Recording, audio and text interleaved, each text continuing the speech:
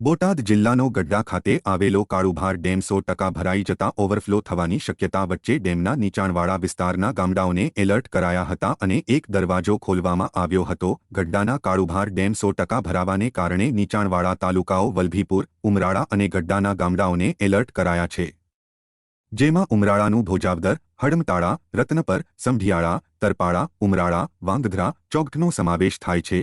ત્યારે ગઢડાના ગઢાળી અને રાજપીપળાના ગામોને એલર્ટ ઉપર મુકાયા છે, જ્યારે કાળુભાર ડેમ 100% ભરાયો હતો અને પાણીની આવક શરૂ રહેતા એક દરવાજો ખોલવામાં આવ્યો હતો।